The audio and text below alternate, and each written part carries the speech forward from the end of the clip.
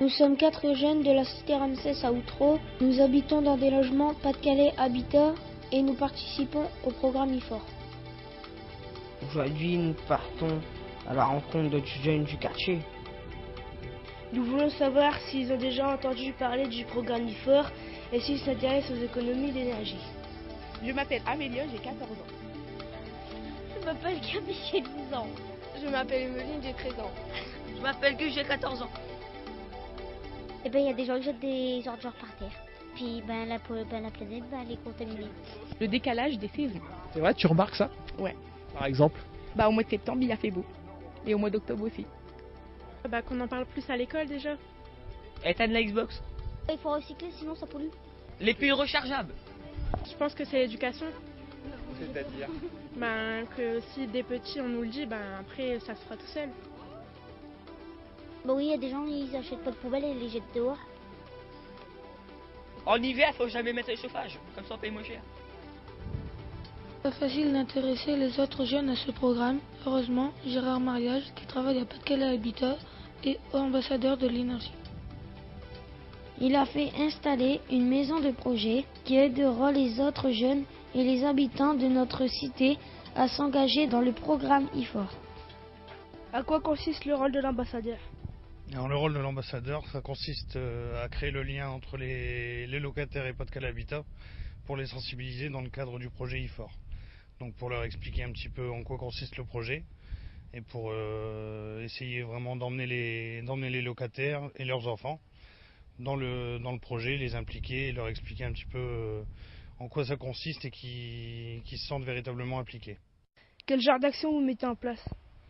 Alors pour le moment, là, on a installé une maison de projet provisoire qui se situe sur la place Mendes France, qui servira de point de rencontre entre les locataires et Pas-de-Calais Habitat, pour que les gens puissent venir poser leurs questions, qu'ils puissent toutes les interrogations qu'ils auront, ils auront un lieu pour pouvoir les poser et pour pouvoir se renseigner.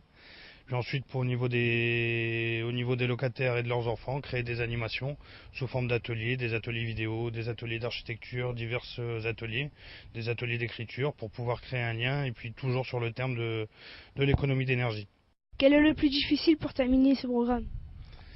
Le plus difficile, c'est d'aller à l'encontre des gens et de pouvoir leur expliquer correctement pour qu'ils se sentent sensibilisés, pour qu'ils comprennent véritablement bien en quoi ça consiste et qu'ils comprennent que l'ensemble du projet, le but du projet, c'est dans leur intérêt et dans l'intérêt de l'environnement, que tout le monde est concerné et eux les premiers.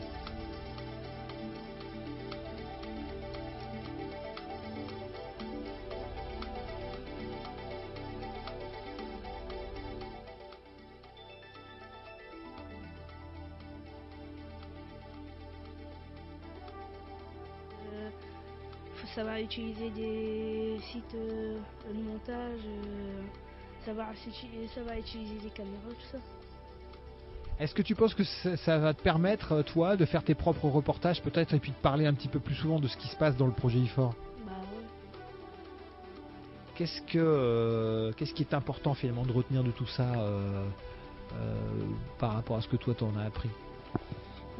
C'est pour protéger l'environnement déjà, et puis pour apprendre des trucs, et comme je disais tout à l'heure, pas rester devant l'ordi.